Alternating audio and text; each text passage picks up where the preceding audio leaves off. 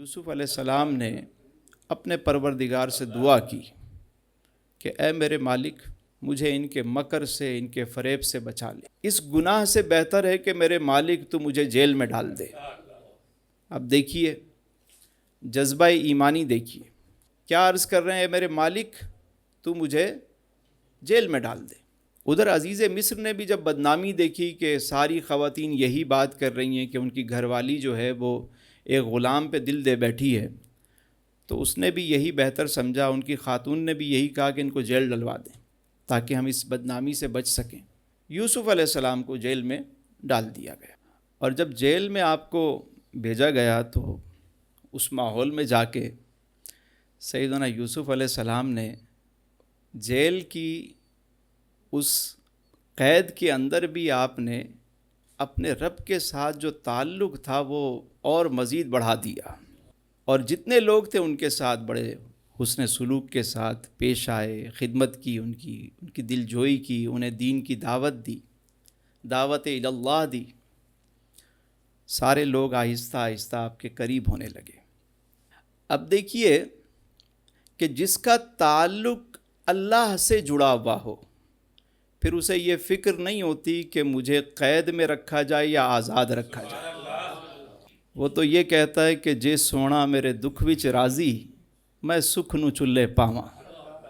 تو وہ تعلق ایسا مضبوط ہو جاتا ہے۔ بلکہ وہ کیا خوبصورت شعر ہے علی بھائی، اساں جان کے میچ لئی اکھ وے تے جھوٹی موٹی دا پا لے آئے ککھ وے تے ساڈے ول تک سجنا۔ کبھی کبھی آنکھ میں خود بھی کوئی چیز ڈال کے آنسو نکلنا شروع ہو جاتے ہیں تو توجہ ہو جاتی ہے۔ 100 لوگ کھڑے ہیں، ایک رو رہا ہے تو توجہ اسی پر جائے گی نا۔ کبھی کبھی جو تکلیف ہے نا وہ توجہ کا باعث بن جاتی ہے، دل گداز ہو جاتا ہے، رب سے تعلق جڑ جاتا ہے، وہ سوز و گداز نصیب ہوتا ہے۔ تو یہ تکلیف بھی کبھی کبھی انسان کے مراتب جو ہے درجات کی بلندی کے لیے زندگی میں یہ تکالیف آتی ہیں۔ تو زندگی میں کوئی بھی موڑ آئے گھبرانا نہیں چاہیے۔ حضرت خواجہ غلام فرید رحمۃ اللہ علیہ فرماتے ہیں کہ ایک وقت ایسا آیا کہ فرماتے تھے کہ کیا حال سناواں دل دا، کوئی محرم راز نہیں ملدا۔ ایک وقت ایسا بھی تھا۔ پھر ایک وقت ایسا بھی آیا، فرمانے لگے کہ دنیا کو جیندی گولے او ہر دم فرید دے کولے، وہ تو میرے پاس ہی ہے، اب مجھے کسی کی ضرورت نہیں۔ تو مالک کے ساتھ اگر رشتہ آپ کا تعلق مضبوط ہو گیا تو چاہے پھر قید میں ہو، اب دنیا بھی تو مومن کے لیے قید خانہ ہے یا نہیں؟ حدیث ہے کہ دنیا مومن کے لیے قید خانہ ہے۔ وجہ کیا ہے؟ کہ جیسے قیدی زندگی گزارتا ہے، مومن بھی اسی طرح زندگی گزارتا ہے، اپنی مرضی سے وہ نہیں چلتا، کب سونا ہے کب اٹھنا ہے، کیا حلال ہے کیا حرام ہے، کیا کھانا ہے کیا نہیں کھانا، جو رب نے بتا دیا اس پہ چلتا ہے۔ یہی وجہ ہے کہ اس قید خانے سے جب رہائی ملتی ہے تو فرمایا موت جو ہے وہ مومن کے لیے تحفہ ہے۔ کیوں؟ کیونکہ وہ قید سے آزاد ہوتا ہے۔ یوسف علیہ السلام اس قید میں ہیں اور شب و روز گزر رہے ہیں، اور آپ نے وہاں بھی معمولات رکھے، تعلق رکھا، یہاں تک کہ وہ جتنے قیدی تھے، جیل کا جتنا عملہ تھا، وہ سب آپ کی محبت کا اسیر ہو گیا، وہ سب آپ کی غلامی میں آ گئے وہاں پہ۔ یہاں تک کہ جو جیلر تھا وہ بھی آپ کی محبت میں گرفتار ہو گیا، آپ سے بڑی عقیدت رکھتا۔ ایک دن ایسا ہوا کہ 2 قیدی آئے اور وہ کہنے لگے کہ ہم نے ایک خواب دیکھا ہے۔ ایک کہنے لگا کہ میں نے دیکھا کہ میں بادشاہ کو جو ہے وہ شراب پیش کر رہا ہوں، اسے مشروب پیش کر رہا ہوں، اور دوسرے نے کہا کہ میں نے دیکھا کہ میرے سر پر روٹیاں رکھی ہوئی ہیں اور پرندے اس کو کھا رہے ہیں۔ تو حضرت یوسف علیہ السلام نے فرمایا کہ اس کی تعبیر یہ ہے، جو پہلا شخص ہے کہ جو شراب کو کشید کر رہا ہے، انگور سے شراب نکال رہا ہے، اس کی تعبیر یہ ہے کہ وہ چونکہ بادشاہ کا ساقی تھا، بادشاہ کو مشروب پیش کیا کرتا تھا، تو آپ نے فرمایا تم اپنے عہدے پہ بحال ہو جاؤ گے۔ اور جو دوسرا تھا اس سے فرمایا کہ معاملہ یہ ہے کہ تمہیں پھانسی دی جائے گی اور لٹکایا جائے گا، اور پرندے تمہارے سر سے گوشت کھائیں گے۔ تو جب آپ نے تعبیر بتا دی تو جو دوسرا شخص تھا اس نے کہا میں تو مذاق کر رہا تھا، میں نے تو ایسا کوئی خواب نہیں دیکھا۔ آپ نے فرمایا اب تو نے دیکھا ہے یا نہیں دیکھا، اب ایسا ہی ہو کے رہے گا، کیونکہ نبی کی زبان سے الفاظ ادا ہوئے۔ وہی ہوا کہ 3 دن کے بعد جب دوسرے شخص کو رہائی ملی، جب وہ جانے لگا تو آپ نے فرمایا کہ تم جا تو رہے ہو، بادشاہ سے میرا حال بیان کرنا کہ وہاں ایک قیدی ہے، بے گناہ ہے، جیل میں ہے، میرا ذکر کر دینا، تم بادشاہ کے قریب ہو، ساقی ہو۔ اب وہ شخص جب گیا تو وہ بھول گیا اس بات کو، یہ بات اس کے ذہن سے محو ہو گئی، اپنے کام کاج میں لگ گیا، وقت گزرتا رہا۔ 5 سال حضرت یوسف علیہ السلام کو ہو چکے تھے جب یہ قیدی گئے، اور اس کے بعد 7 سال کا مزید عرصہ بیت گیا، یعنی 12 سال اس جیل میں آپ نے گزارے۔ مگر آپ تمام کتابیں اٹھا کے دیکھ لیں، اسرائیلی روایات کو بھی دیکھ لیں، قرآن کریم دیکھ لیں، سیرت کی کتابیں دیکھ لیں، کہ ان 12 سال میں ایک موقع بھی ایسا نہیں آیا کہ جب یوسف علیہ السلام نے زبان سے کوئی شکوہ یا شکایت کی۔ 12 سال کی اسیری ہے۔ آج ہماری زندگی میں ذرا سی کوئی رکاوٹ آ جائے، پریشانی آ جائے، ہم کہتے ہیں پتہ نہیں کسی نے کوئی بندش کر دی۔ حضرت ذرا دیکھیے کوئی معاملہ تو نہیں ہو گیا ایسا۔ زندگی میں ساری چیزیں جو ہیں وہ وہیں سے ہوتی ہیں۔ جب ہم یہ پڑھتے ہیں، ہمارا عقیدہ ہے کہ والقدر خیرہ و شرہ من اللہ تعالی، ہر اچھائی اور ہر تکلیف اسی کی جانب سے آتی ہے، وہ جسے چاہے عزت عطا کرے۔ تو کبھی بھی زندگی میں مشکلات سے گھبرانا نہیں چاہیے۔ تو اب آپ دیکھیے، اور پھر ایک اور بات، اس اسیری کے اندر بھی جو راز ہے وہ یہ ہے، قلندر لاہوری نے بھی جس طرف اشارہ کیا کہ تو راہ نورد شوق ہے منزل نہ کر قبول، لیلا بھی ہم نشیں ہو تو محمل نہ کر قبول، اے جوئے آب بڑھ کہ ہو دریائے تند و تیز، ساحل تجھے عطا ہو تو ساحل نہ کر قبول۔ کہ بھائی تو اس راہ کا مسافر ہے کہ تیرا کام ہی چلنا ہے، ٹھہرنا نہیں ہے۔ کجاوے پہ اونٹ پر ایک لیلا بیٹھی ہوئی ہے اور تجھے آفر ہو رہی ہے کہ یہاں رک جا، یہ سب لے لے، جیسے زلیخا نے کیا، مصر کی عورتوں نے کیا کہ بھائی ساری مراعات لے لو، رک جاؤ یہیں پہ۔ لیکن اقبال فرماتے ہیں کہ تو راہ نورد شوق ہے منزل نہ کر قبول، لیلا بھی ہم نشیں ہو تو محمل نہ کر قبول۔ اور فرماتے ہیں کہ کھویا نہ جا صنم کدائے کائنات میں، ان رنگینیوں میں نہ کھو جا۔ بھائی تو جس منزل کا مسافر ہے نا، تو اگر جنگل میں بھی بیٹھ گیا تو وہاں بھی میلہ لگ جائے گا۔ کیوں گھبراتا ہے؟ ابھی 4 دن ہوئے نہیں بیٹھے ہوئے، ذرا سی سیک آئی، گرمائش ملی، تھوڑا سا ماحول جمع، اب تو ہل ہی نہیں رہا یہاں سے، تو سمجھ رہا ہے یہی منزل ہے؟ نہ نہ نہ نہ۔ اقبال کہتے ہیں کہ کھویا نہ جا صنم کدائے کائنات میں، محفل گداز گرمی محفل نہ کر قبول۔ اور صبح ازل یہ مجھ سے کہا جبرائیل نے، جو عقل کا غلام ہو وہ دل نہ کر قبول۔ تو رب کے ساتھ ایک کنیکشن جوڑ لیں، اگر وہ جڑ گیا نا تو پھر آپ اکیلے میں بھی میلہ ہوگا، بندہ میلے میں بھی اکیلا ہوگا، اس کی منزل ہی کچھ اور ہوتی ہے۔ تو یوسف علیہ السلام اس اسیری میں بھی آپ اپنا تعلق، محبت کا ایک رشتہ اور ذکر و اذکار اور دعوت اللہ میں مصروف رہے۔ 12 سال گزر گئے۔ 12 سال کے بعد ایک واقعہ ہوا کہ جو بادشاہ تھا مصر کا، اب دیکھیے اللہ تعالیٰ کیسے انتظام فرماتا ہے نکالنے کے۔ مشکلات سے کسی کو نکالنا ہو تو رب تعالیٰ کیسے انتظام فرماتا ہے. دیکھیے 12 سال گزر گئے تو ایک رات بادشاہ نے خواب دیکھا.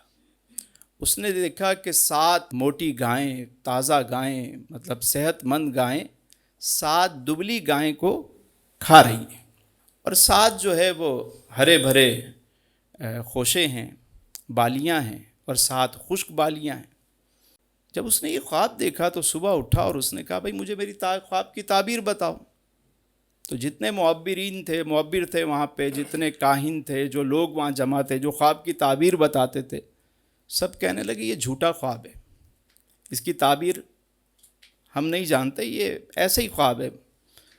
جیسے ہو جاتا ہے نا کبھی بندہ زیادہ کھا لے تو خواب آ جاتے ہیں، کہتے ہیں بد ہضمی کی وجہ سے خواب آیا ہوگا اور کوئی بات نہیں ہے. اس نے کہا نہیں، مجھے اس کی خواب کی تعبیر پتہ کرنی ہے. اب وہ جستجو میں لگ گیا تو وہ جو ساقی تھا، وہ جو بادشاہ کو مشروب پلا، اس کو یاد آیا. ہو ارے 7 سال کے بعد یہ یاد آیا کہ وہ شخص جس نے مجھے خواب کی تعبیر بتائی تھی، اس نے بادشاہ سے کہا بادشاہ سلامت، ایک شخص ایسا ہے قید میں ہے، میرے خواب کی تعبیر بھی اس نے مجھے بتائی تھی اور بالکل صحیح بتائی تھی، آپ مجھے اس کے پاس بھیج دیں، میں جا کے تعبیر معلوم کر کے آ جاتا ہوں. بادشاہ نے کہا اس سے اچھی کیا بات ہوگی، جائیے. ساقی گیا، جب وہاں پہنچا اور اپنا مدعا بیان کیا کہ اس طرح بادشاہ نے خواب دیکھا. اب دیکھیے اس میں جو خوبصورت پہلو ہے سمجھنے کا کہ 7 سال پہلے یوسف علیہ السلام نے اس سے کہا تھا کہ بادشاہ سے میری بات کرنا، میرا ذکر کرنا. 7 سال گزر گئے، اس کو اپنا کام پڑا، مطلب پڑا تو وہ آیا، لیکن جو اعلیٰ ظرف ہوتے ہیں ان کا ظرف دیکھیے، کریموں کا کرم دیکھیے. 7 سال کے بعد وہ آیا اور اس نے کہا میں اس غرض سے آیا ہوں، اس خواب کی تعبیر بتائیے. یوسف علیہ السلام نے یہ نہیں کہا کہ تو اتنے سال کہاں تھا، تجھے اب میری یاد آئی. اس طرح کا کوئی طعنہ نہیں دیا، کوئی ذکر نہیں کیا. آپ نے اسے خواب کی تعبیر بتائی. تعبیر کیا بتائی؟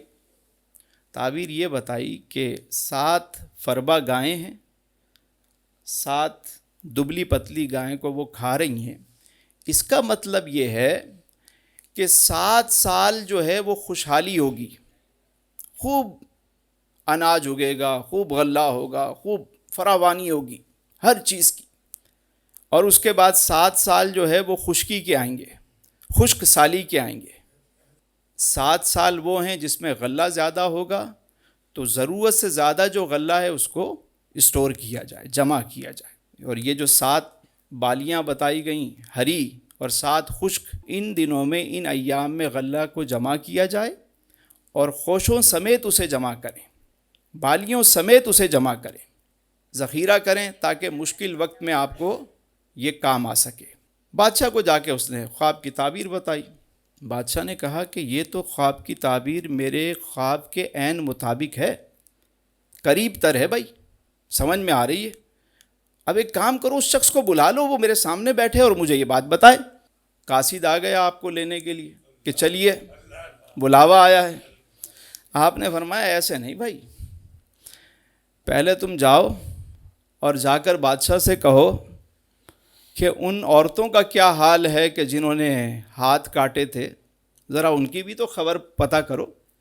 مطلب یہ کہ مجھ پہ جو الزام لگایا گیا تھا اس کا کیا ہوا؟ بھئی بادشاہ کی مرضی آئے اٹھا کے جیل میں ڈال دے، بادشاہ کی مرضی آئے رہا کر دے، نہیں، مجھ پہ جو الزام تھا اس کا کیا ہوا؟ یعنی انصاف کے جو تقاضے ہیں، کسی قیدی کو اگر قید میں ڈالا گیا ہے تو کس جرم میں ڈالا گیا ہے؟ رہائی کا جو ایک، یہ جو ہمارے یہاں جو ہے وہ بارگیننگ جو ہوتی ہے کہ بس جسے چاہو اس پہ مقدمہ کرو، جس کو چاہو آزاد کر دو، یہ نہیں بھائی. جب چاہو کسی پہ مقدمات، آزادی، اس طرح نہیں. انصاف کے تقاضے، اگر مجرم ہے تو سزا دی جائے، مجرم نہیں ہے تو باعزت بری کیا جائے، ساری دنیا کو پتہ لگنا چاہیے. آپ نے فرمایا جاؤ بادشاہ سے کہو کہ ان عورتوں کا کیا حال ہے جنہوں نے ہاتھ کاٹے تھے. جب بادشاہ کو یہ میسج ملا تو اس نے ساری عورتوں کو جمع کیا، پوچھا ہاں بھائی بتاؤ کیا ہوا تھا؟ اب 12 سال کا عرصہ گزر چکا تھا، اور شروع کے ایام میں خواتین اپنے میسنجر بھیجتی تھیں کہ جاؤ ان سے کہو، ہو سکتا ہے 2-4 دن گزر گئے، نرم پڑ گئے ہوں، ہماری بات مان لیں۔ آپ نے کوئی رسپانس نہیں دیا، وقت گزرتا رہا، 12 سال گزر گئے، وہ خواتین بھی بھول گئی۔ بادشاہ نے جمع کیا اور ان سے پوچھا تو ان کو یاد آ گیا کہ واقعی بادشاہ کے روبرو سب نے کہا کہ وہ پاک ہیں، ہم نے ان میں کوئی برائی نہیں دیکھی، ہم نے ان کو لبھایا تھا اس کام کے لیے، ہم نے ان کو دعوت دی تھی، مگر ان کے اندر کوئی قصور ہم نے نہیں پایا۔ اب کیا ہوا؟ سب کے سامنے انہوں نے اپنی غلطی کا اعتراف کیا۔ اس میں عزیز مصر کی جو مسز تھیں زلیخا، اس نے بھی اعتراف کیا، توبہ کی اس نے۔ یہی اس کی توبہ ہے کہ اس نے سب کے سامنے اعتراف کیا کہ غلطی میری تھی اور میں شرمندہ ہوں۔ بادشاہ نے کہا کہ اس کا مطلب ہے کہ بے گناہ اس نے 12 سال کاٹے۔ اب اس کا ازالہ یہ ہے کہ اس شخص کے لیے پورا شاہی جوڑا، شاہی سواری، پورے پروٹوکول سے جاؤ اس کے پاس اور کہو کہ عورتوں نے یہ کہا اور باعزت آپ کو شاہی منصب دیا جاتا ہے، آپ ہمارے ساتھ رہیں، لے کر آؤ ہمارے پاس۔ اب جناب وہاں سے پورا پروٹوکول چلا اور آپ کو لے کر دربار میں پہنچے۔ جب بادشاہ نے ساتھ بٹھایا اور بادشاہ نے کہا ہاں جی مجھے میرے خواب کی تعبیر ذرا آمنے سامنے بتائیں۔ آپ نے پورے خواب کی تعبیر، بلکہ پورا خواب ہی بیان کر دیا۔ کہنے لگا اتنی تفصیل کے ساتھ آپ بتا رہے ہیں؟ بالکل ایسا ہی تھا۔ پھر وہ کہنے لگا کہ آپ جو کہہ رہے ہیں کہ خوشوں کے ساتھ گندم کو ذخیرہ کیا جائے، اسٹور بنائے جائیں اور یہ پورا انتظام اور انصرام کیا جائے، پورے ملک میں اس طرح کا سسٹم بنایا جائے، یہ تو بہت بڑا کام ہے، یہ کام کرے گا کون؟ آپ نے فرمایا کہ اس کام کی ذمہ داری مجھے دے دیں آپ۔ اللہ نے مجھے علم و حکمت عطا کی ہے، میں جانتا ہوں اس کام کو، یہ کام میرے ذمہ کر دیں۔ بادشاہ نے کہا کہ اس سے اچھی کیا بات ہو سکتی ہے، آپ کو یہ ذمہ داری دے دی گئی۔ آپ نے اس ذمہ داری کو بڑے احسن طریقے سے نبھانا شروع کیا، یعنی لوگوں سے کہا کہ جو ضرورت سے زیادہ غلہ ہے وہ ہمیں بیچ دو، حکومت کو دے دو، بیچ دو۔ وہ غلہ جمع کر بڑے بڑے اسٹور بنائے، ذخیرہ کیا گیا اناج کو پراپر طریقے سے، خوشوں سمیت، صرف دانے نہیں، کیونکہ دانے میں اکثر کیڑا لگ جاتا ہے کچھ ٹائم بعد، خوشوں سمیت۔ اور اس میں حکمت یہ بھی تھی کہ جب خشک سالی آئے گی، جب قحط ہوگا تو انسانوں کے لیے تو دانہ موجود ہوگا، جو جانور ہیں وہ کیا کھائیں گے؟ تو ان کے لیے بھی انتظام، پلاننگ دیکھیے آپ پراپرلی۔ میں تو یہ کہتا ہوں کہ ہمارے جو وزیر خوراک ہیں نا، ان کو سب سے پہلے سورہ یوسف کی تفسیر پڑھائی جائے۔ ہمارے وزیر خزانہ کو، وزیر خوراک کو منصب دینے سے پہلے سورہ یوسف کی تفسیر پڑھائی جائے کہ معیشت کو سدھارا کیسے جاتا ہے۔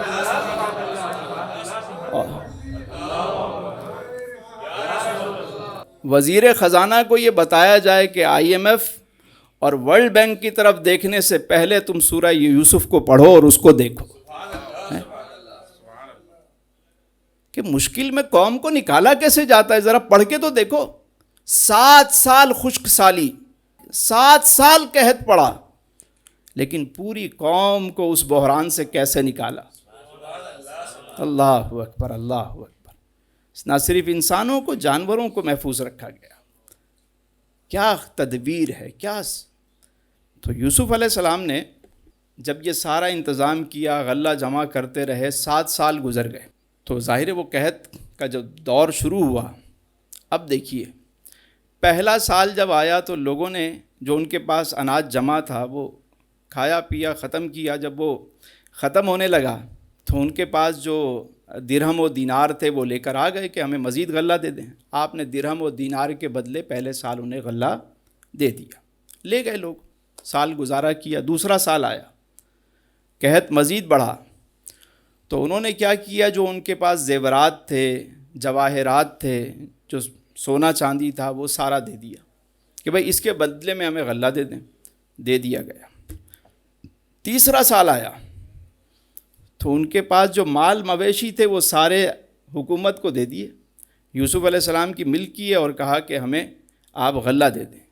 آپ نے مال مویشی کے بدلے میں آپ نے انہیں غلہ دے دیا۔ اب 5واں سال آیا تو ان کے پاس جتنے غلام تھے، باندیاں تھیں، کنیزیں تھیں، وہ ساری لے کر آ گئے کہ یہ رکھ لیں اور ہمیں غلہ دے دیں۔ آپ نے کہا ٹھیک ہے، لائیے، لے جائیے۔ 6واں سال آ گیا، خشک سالی بڑھتی گئی۔ اب انہوں نے کیا کیا، جو ان کی اولاد تھی، بچے تھے، وہ کہا یہ آپ کے غلام ہیں، آپ ان کو رکھ لیں اور بدلے میں ہمیں غلہ دے دیں۔ ٹھیک ہے، منظور ہے، غلہ دے دیا گیا۔ اب 7واں سال آیا، ان کے پاس کچھ بھی نہیں تھا، تو انہوں نے اپنے آپ کو پیش کر دیا کہ ہم سارے مرد، ساری عورتیں آپ کے غلام ہیں، اس کے بدلے میں آپ ہمیں غلہ دے دیں۔ آپ نے فرمایا کہ ٹھیک ہے، آ جاؤ، غلہ دے دیا گیا۔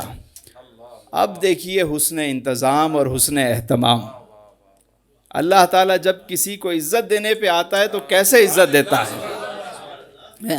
وَتُعِزُّ مَن تَشَاءُ وَتُذِلُّ مَن تَشَاءُ بِيَدِكَ الْخَيْرُ إِنَّكَ عَلَىٰ كُلِّ شَيْءٍ تُولِجُ اللَّيْلَ فِي النَّهَارِ وَتُولِجُ النَّهَارَ فِي اللَّيْلِ وَتُخْرِجُ الْحَيَّ مِنَ الْمَيِّتِ وَتُخْرِجُ الْمَيِّتَ مِنَ الْحَيِّ۔ کون ہے وہ؟ کون ہے جو مردے کو زندہ کرتا ہے؟ کون ہے جو رات کو دن میں بدلتا ہے؟ وہ کون ہے؟ عزت دینے والا کون؟ ذلت دینے والا کون؟ بادشاہ کو فقیر کون بناتا ہے اور فقیروں کو بادشاہ کون بناتا ہے؟ اگر یہ ایمان پیدا ہو جائے، بندہ کبھی بھی مایوس نہیں ہوگا۔ کوئی بحران آ جائے، کوئی تکلیف زندگی میں آ جائے۔ اب دیکھیے کہ کہاں یوسف علیہ السلام کو مصر کے بازار میں بیچا گیا، غلام بنایا گیا۔ رب تعالیٰ نے جب عزت دی تو رب کی غیرت نے، دیکھیے تو صحیح، کہا کہ تم میرے یوسف کو غلام بناتے ہو، آؤ اب تم اور تمہاری ساری نسلیں میرے یوسف کے غلام ہو، سارے غلام۔ یہ اللہ تعالیٰ جب کسی کو عزت دیتا ہے تو اس طرح دیتا ہے، بلندیاں عطا کرتا ہے۔ اور پھر کریموں کا کرم دیکھیے، جب خشک سالی ختم ہوئی تو یوسف علیہ السلام نے سب لوگوں کو آزاد بھی کیا، ان کے املاک، ان کا مال و متاع سب ان کو واپس لوٹا دیا۔ یہ کریموں کا کرم ہوتا ہے، یہ اعلیٰ ظرف کا کردار ہوتا ہے۔ سب واپس لوٹا دیا، تم سب آزاد ہو، سب کو آزاد کر دیا، ان کا مال اسباب سب واپس لوٹا دیا۔ اور وہ خاتون کہ جن کی وجہ سے آپ 12 سال جیل میں رہے، جس نے الزام لگایا تھا، اس کو معاف بھی کیا۔ عزیز مصر کے انتقال کے بعد وہ آپ کے نکاح میں بھی آ گئی، یعنی اس خاتون سے شادی بھی کی۔ اسی لیے علماء فرماتے ہیں کہ زلیخا رضی اللہ تعالی عنہ صحابیہ کے مرتبے پر ہیں، ان کو برا بھلا نہیں کہنا چاہیے کہ یہ حرام ہے۔ اللہ نے انہیں وہ عزت عطا کی کہ وہ نبی علیہ السلام کی زوجہ بنی، اور دو بیٹے بھی آپ کے یوسف علیہ السلام سے ہوئے۔ یوسف علیہ السلام نے اس خاتون کو بھی معاف کیا اور عزت بھی بخشی، اور اپنے نکاح میں بھی انہیں لے کر آئے۔ کمال ہے، یہ جو اعلیٰ ظرف ہوتے ہیں وہ معاف بھی کرتے ہیں اور عزت بھی دیتے ہیں۔ اس واقعے کو ہم مزید کنٹینیو کریں گے انشاءاللہ اگلی نشست میں۔